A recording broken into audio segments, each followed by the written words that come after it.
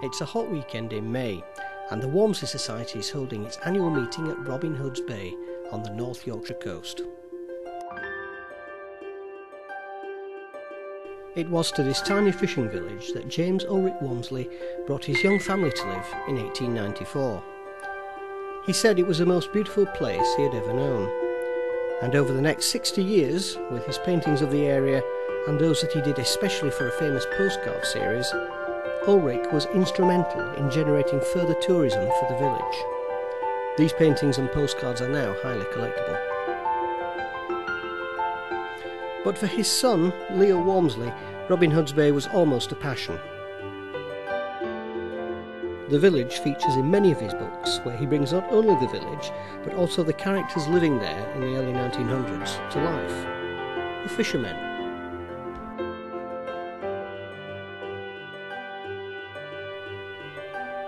Slogger, the strict schoolmaster.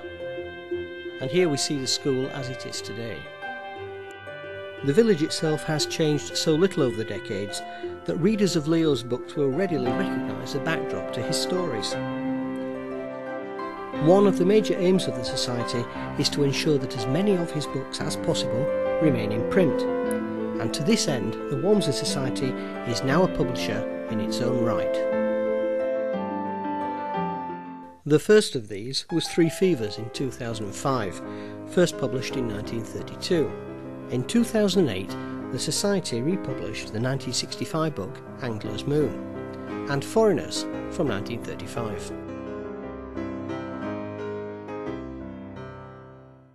All profits from the sale of the books are reinvested into further republications.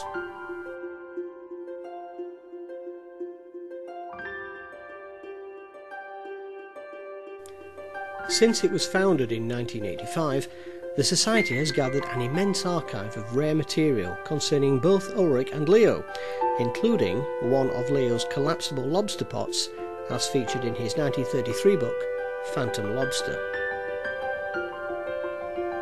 And in 2001, a biography of Leo, Shells and Bright Stones, was written by Society members. The Society's guest speakers have included best-selling author Gervase Finn, local historian and author Pat Labister, and ex-Scarborough fisherman Fred Normandale. And just to ensure that the Society's activities are kept on track, there is the formality of the AGM, where all members have the opportunity to make suggestions for any future projects. Here we see Society members enjoying the Saturday evening buffet. And every year on a Sunday morning, members get the opportunity to burn off the calories.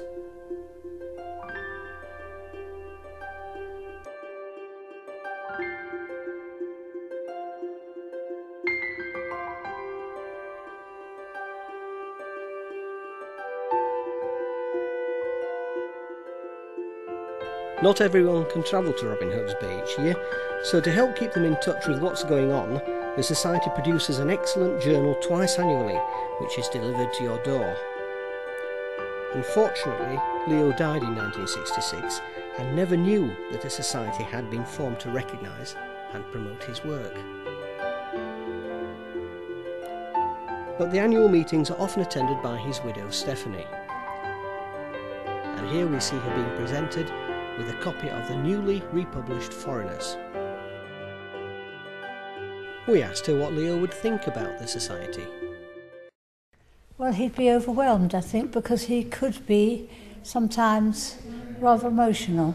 Like when our little daughter was at dancing school, sometimes and he saw all the children, his eyes would fill with tears because he was moved by the charm and pathos of children, and he'd sort of drink it all in. He felt things very deeply.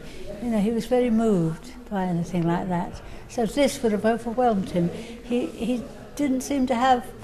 I don't remember him having an awful lot of fans, because when I first met him, he said, "I'm a forgotten man, I write books and you won't have heard of me." But to have all these people interested, he was been amazed, and he always answered his fan letters himself. He was thrilled to get a fan letter. So when Jack Hazel came on the scene, he'd have been absolutely, and as I say, overwhelmed. He was thrilled to bits, I think he would have been.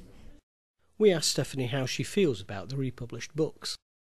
Well, I think it's excellent because no one wants him to be a forgotten man again, do they? Because he said he was a forgotten man when I met him, and this surge of interest is lovely. And it'll help to immortalise his work, won't it? And there's a whole new generation coming up who are going to enjoy it, aren't they? We welcome anyone to join the Society, whether you want to be actively involved or just receive the journal. Thanks for watching.